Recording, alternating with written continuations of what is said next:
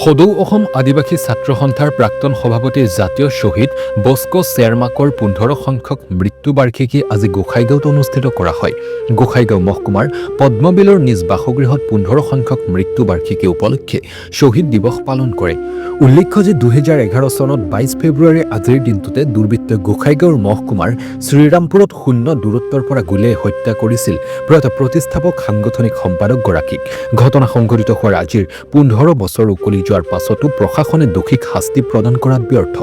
এয়া অতি দুৰ্ভাগ্যজনক কথা বুলি উল্লেখ কৰি অতি সোনকালে দোষীক আটক কৰি কঠোৰভাৱে শাস্তি দিবলৈ আচাৰ কেন্দ্ৰীয় সমিতিৰ সভাপতি ৰেজান হৰই দাবী জনায়। আজিৰ অনুষ্ঠানত আচাৰ কেন্দ্ৰীয় সমিতিৰ সভাপতিগৰাকীৰ লগতে আচাৰ কেন্দ্ৰীয় সমিতিৰ আন কেইবাজনো নেতা আৰু কোকৰাঝাৰ জিলা আচাৰ পৰা সোমচৰেণ পাউল টুডুৰ লগতে বহু গণ্যমান্য ব্যক্তি উপস্থিত থাকে।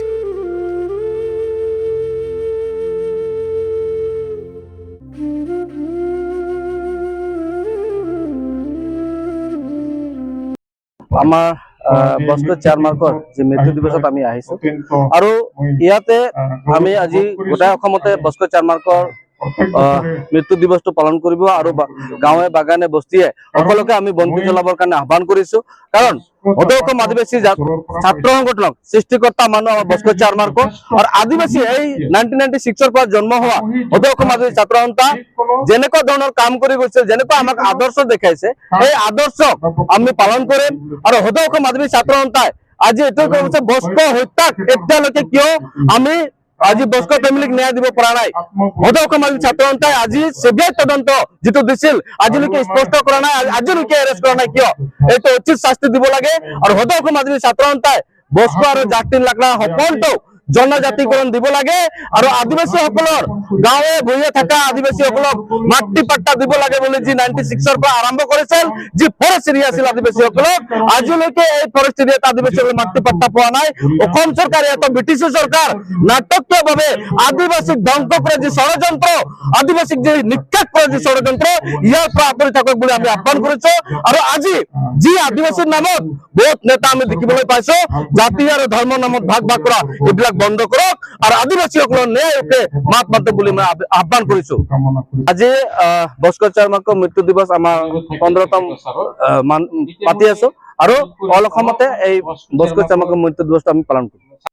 আজি আমি আমাৰ মাননীয় আমাৰ শহীদ বস্কো চেয়াৰমাৰ্কৰ 15তম শহীদ দিৱস পালন কৰি আছো। আজিৰ দিনত মৃত্যুবৰণ হৈছিলে আৰু আজি তেওঁৰ 15তম মৃত্যুবাৰ্ষিকী আমি পালন কৰি আছো। আৰু আজিৰ এই দিনত আমি তেওঁৰ বিশেষ আত্মাৰ চিৰ শান্তিৰ কাৰণে প্ৰাৰ্থনা কৰিছো।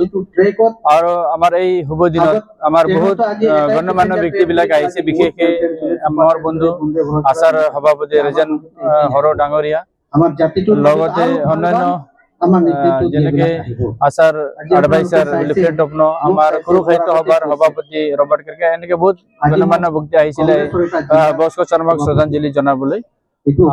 মই ঈশ্বৰক আৰু লগতে যিমান আলহীবিলাক আহিছে সকলোকে মই ধন্যবাদ জ্ঞাপন কৰিছো আৰু আশা কৰো বস্কো দা নিশ্চয় ঈশ্বৰৰ ওচৰতে আছে হবলা আৰু আমাৰ কাৰণে প্ৰাৰ্থনা কৰিব।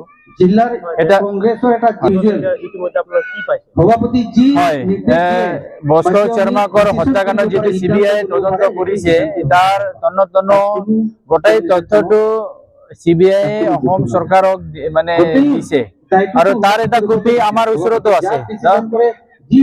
গোটেই তথ্য যিবিলাকে ইয়াতে জড়িত আছে গোটেই চিবিআই তদন্ত কৰি ওলাই চৰকাৰক দিছে, কিন্তু আজিলৈকে চৰকাৰে এই দোষী বিলাকক একো মানে পানিচমেন্ট বা এওঁলোকক কিবা দিয়া নাই, সজা দিয়া নাই। সেইটো সকলোকে দুৰ্ভাগ্যজনক আৰু আচৰিত মানে লাগিছে। বস্কো নিচিনা মানুহ মানে হত্যা কৰি বা আৰু বহুত যেনেকে লিডাৰ বিলাক হত্যা কৰি চিবিআই তদন্ত কৰাৰ পিছত যেতিয়া দোষী সাব্যস্ত কৰাৰ পিছতো যদি এওঁলোক কোনো শাস্তি দিয়া নাই, এইটো দুৰ্ভাগ্যজনক কথা বুলি ভাবিব লাগিব। আৰু যদি শাস্তি দিয়া নাই তেনেহলে চৰকাৰে কিয় শাস্তি দিয়া নাই? আৰু কেতিয়াবা এনেকে সন্দেহ লাগে যে চৰকাৰে জড়িত আছিল নেকি এওঁক হত্যা কৰাতে, কাৰণ চিবিআই তদন্ত কৰাৰ পিছত যিটো গোটেই তথ্য ওলাৰ পিছতো কিয় শাস্তি দিয়া নাই দোষী, এইটো দুৰ্ভাগ্যজনক।